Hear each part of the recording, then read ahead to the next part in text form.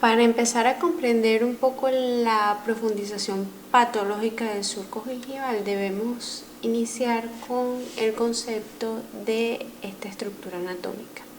Sabemos entonces que el surco gingival es una cavidad virtual que rodea el diente a manera de anillo a nivel del cuello dentario, tiene forma de V y determina el límite cervical de la corona clínica de los dientes. Su temperatura promedio es de 36 grados y el pH que presenta por lo general es ligeramente alcalino.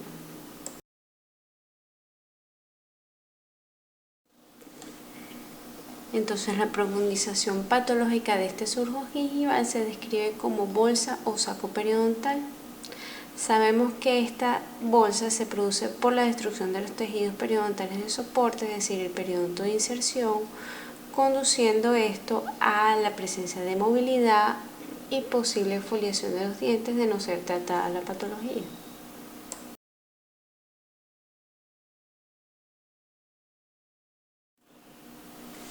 Ahora, ¿por qué va a estar dada la profundización patológica de este surco gingival? Entonces, esto va a estar dado por el movimiento del margen gingival en sentido coronal, producto de la destrucción de los tejidos de soporte. Por ello hay una migración del epitelio de unión en sentido apical con separación del diente y también se puede producir en algunos casos la combinación de ambos procesos.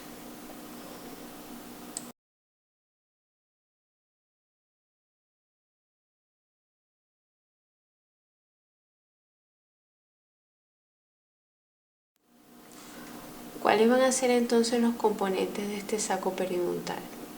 Vamos a encontrar una pared blanda que va a estar compuesto por la pared lateral de la bolsa, pared gingival. Por lo general esta pared va a estar ulcerada por la presencia de un foco de infección que va a estar activo.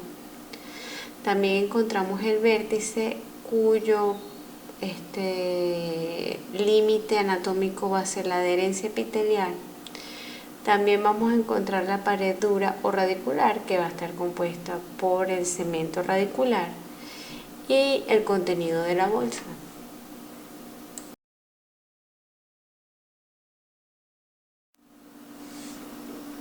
Dentro de los tipos de bolsas periodontales entonces encontramos las bolsas gingivales relativas o falsas que se van a presentar producto del agrandamiento de los tejidos sin destrucción de los tejidos periodontales de soporte.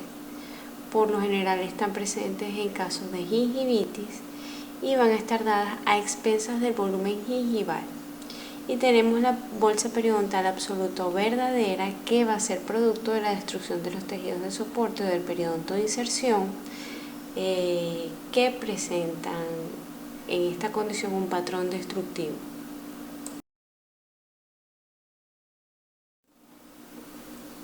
Entonces, para la presencia de estas bolsas periodontales, ¿cuál sería la patogenia o cómo sería el mecanismo de formación de la bolsa periodontal?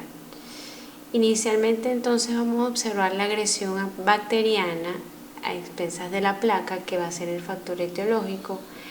Esto va a conllevar a una respuesta inmunológica a expensas de la inflamación que va a afectar inicialmente al tejido conectivo del surco. Esto va a manifestar con exudado inflamatorio. Sabemos entonces que dentro de la primera línea de defensa vamos a encontrar los polimorfonucleares macrófagos y también toda la línea leucocitaria. Si este mecanismo de defensa no es efectivo, va a favorecer la degeneración de los tejidos vecinos, las fibras gingivales, por activación de las enzimas degenerativas, en este caso las colagenasas o las metaloproteinasas. Al tener entonces activas estas enzimas degenerativas de manera más marcada, la homeostasis de los tejidos, o sea, el equilibrio entre la degradación y la regeneración va a estar afectado, favoreciendo esto la migración apical de estos tejidos y esto a su vez conllevando a la formación de la bolsa periodontal.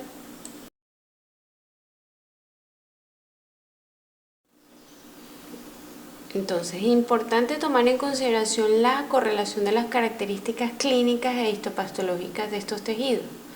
Vamos a ver por qué se va a dar cada una de las características que manifiestan estas bolsas periodontales. Por ejemplo, tenemos inicialmente el color de la bolsa, ¿verdad? Que va a ser un color rojo azulado, su aspecto va a ser liso y brillante, blando y edematoso. esta característica va a estar dada por éxtasis venoso, hay destrucción de las fibras gingivales, hay atrofia o adelgazamiento del epitelio. Recordemos que la homeostasis de los tejidos va a estar afectada, por lo tanto hay mucha fragilidad en ellos. Y también vamos a encontrar cambios degenerativos. Si sucede todo lo contrario, si hay un desequilibrio en la homeostasis y hay más formación que degeneración, el color va a ser entonces rosa pálido o rosa claro.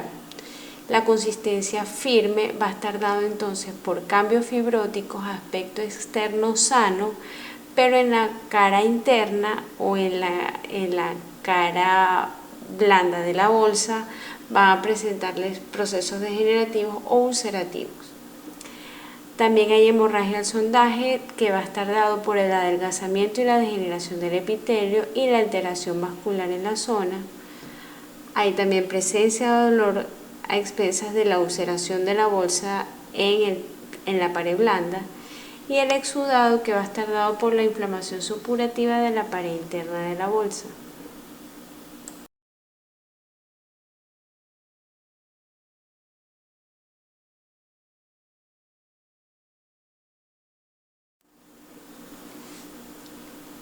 Entonces, dentro de los tipos de bolsas periodontales supraósea e infraósea podemos encontrar también subclasificaciones. Sabemos entonces que la bolsa periodontal supraósea, el fondo de la bolsa va a ser coronal al hueso alveolar subyacente. También se describen estas bolsas periodontales como supracrestales o supraalveolares.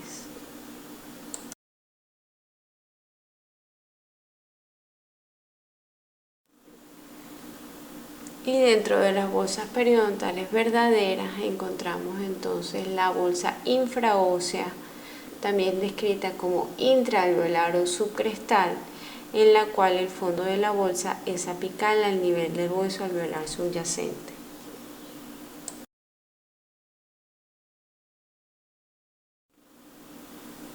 En este cuadro vemos entonces cuáles van a ser las características que van a diferenciar cada una de las bolsas periodontales. Tenemos que entonces las bolsas periodontales supraóseas, su fondo de bolsa se va a encontrar coronal al hueso alveolar, mientras que en la infraósea el fondo de la bolsa se va a encontrar apical al hueso alveolar.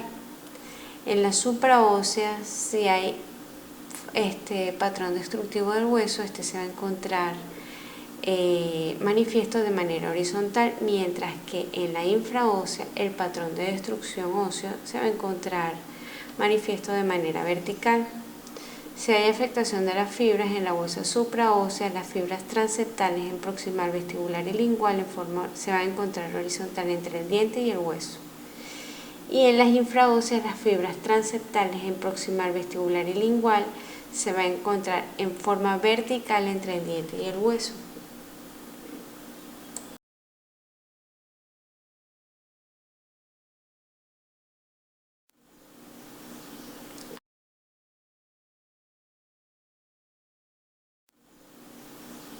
A su vez, en las bolsas infraóseas o aquellas que van a presentar afectación del aparato de inserción, recuerden ustedes, encontramos una subclasificación. Estas pueden ser simples, compuestas o complejas.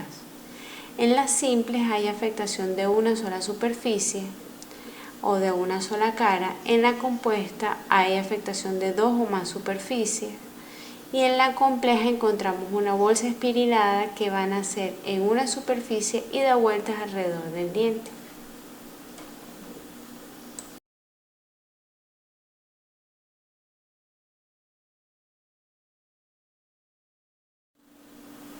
Entonces, ¿cuáles serían las características clínicas manifiestas en las bolsas periodontales?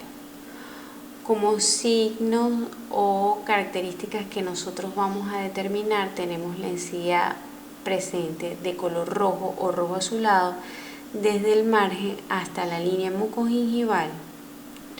Va a haber consistencia blanda, bordes redondeados, exudado hemorrágico y purulento. Puede haber movilidad, extrusión, migración o diastema. Y en cuanto a los síntomas o las características que manifiesta el paciente, tenemos dolor localizado, sabor desagradable o metálico, puede haber movilidad, sensibilidad al frío y prurito.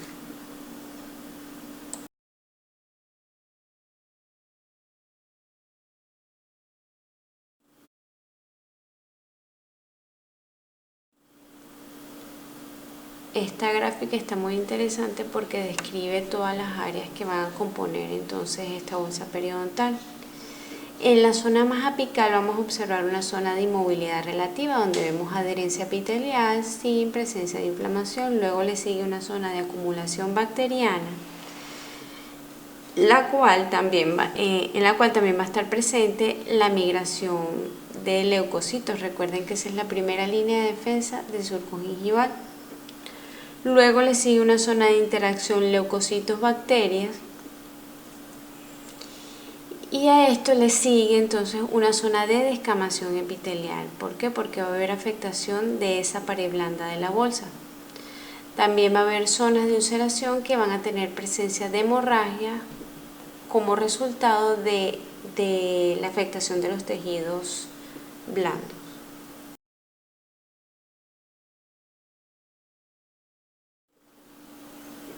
En esta gráfica entonces vamos a describir la etiología del sarco periodontal. Vemos entonces que vamos a tener la presencia de microorganismos que son componentes de la placa bacteriana y sus productos.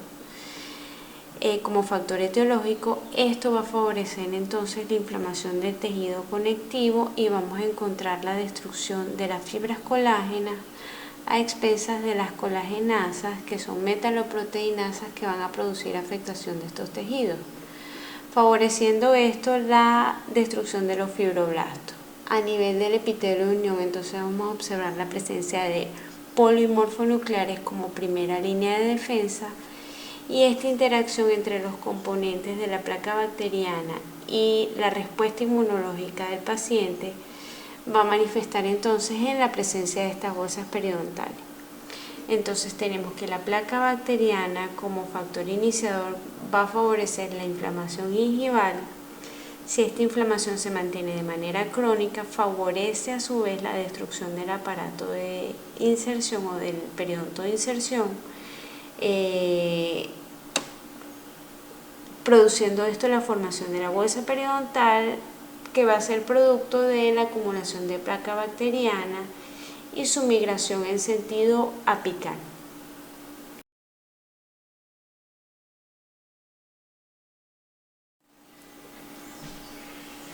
Tomando en cuenta el gráfico anteriormente descrito, entonces, ¿cuál sería el contenido de estos sacos periodontales? Estos sacos periodontales van a contener microorganismos y sus productos tóxicos, en este caso serían las enzimas y las endotoxinas.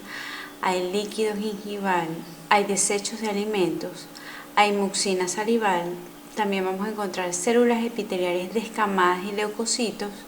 Va a haber cálculo y exudado purulento en muchos casos.